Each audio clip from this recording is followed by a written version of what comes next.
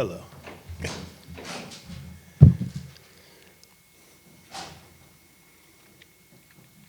Joe, what's your impression of your pass rush?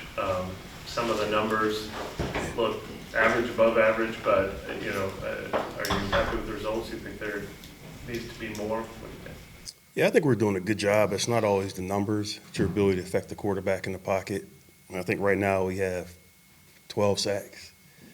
So 12 every 4 games, we'd be in good shape at the end of the season. And we're probably getting them different than we have in the past. But we're doing some different things schematically in terms of dropping guys in coverage.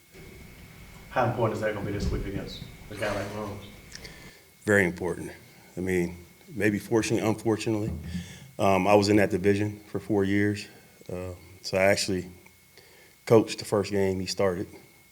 But he's a guy that he understands what he's looking at, but he has the ability to extend plays. And then we've all seen it.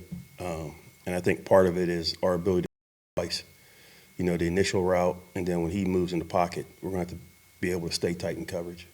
But he's extraordinary what he does. What do you remember about that very first start?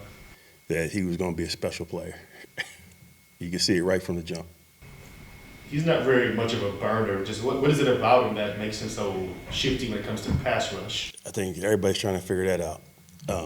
It's just his escapability.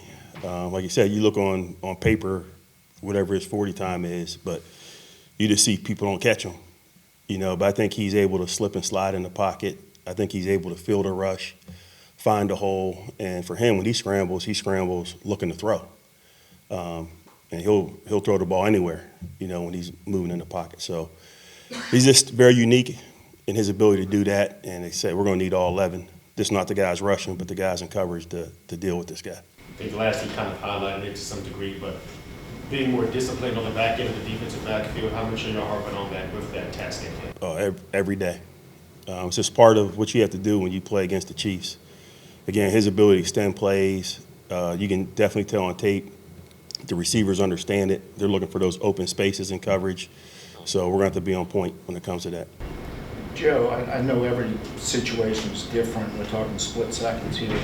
But do you all have principles for your DBs if they find themselves in danger of giving up a big play, a touchdown, maybe a game-determining play, when it's okay to risk a DPI and when as a lesser of two evils? And do you have some sort of guidance for them on how to react when they get themselves in a bad position? I think the players in general understand that, and that's really saying you got beat. And just, hey, I'm just trying to recover, and it may result in a penalty, but maybe not a touchdown. But really try to focus more on coaching techniques so those guys aren't in those positions, but at times it happens. With your pass rush, a guy like Chase Young has a lot of pressures, but he doesn't have like the sacks. So what have you noticed about his ability to finish, and what does he need to do to transfer those pressures? Yeah, he's been right there. I mean, I think the one throw to Cousins made last week, he had his hand on him. And if we were a little bit better in coverage, he would have got the sack. So, but he is pressuring the quarterback. I think he's very strong. He's hard to deal with one-on-one.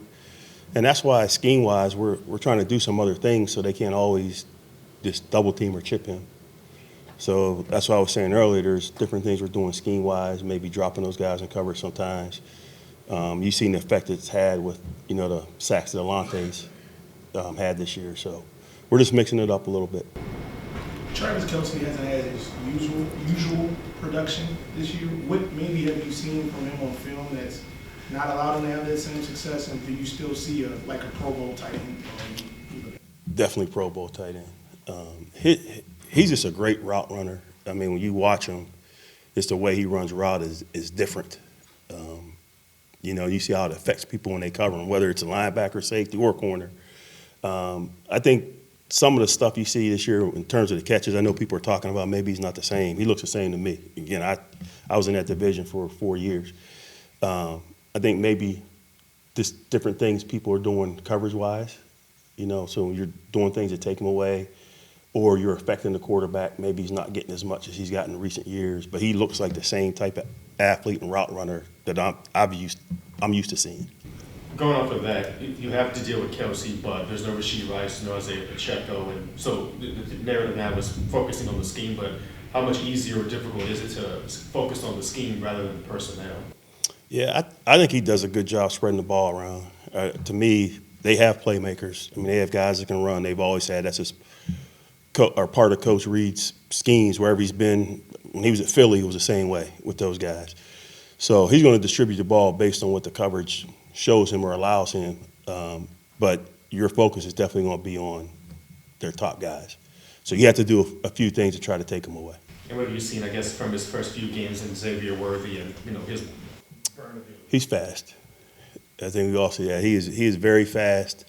And you can see they're putting him in different positions, whether it's giving him the ball on reverses or some of the things he's doing running routes down the field.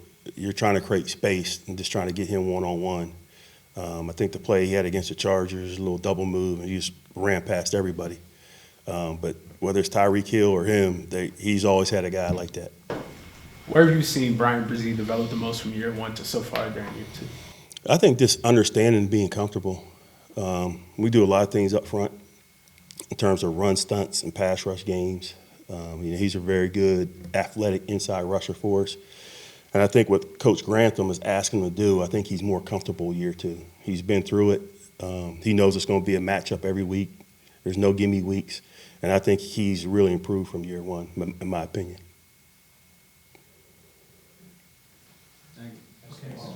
You ain't got nothing for me? Come on, man. Chopped liver? No, I'm just kidding.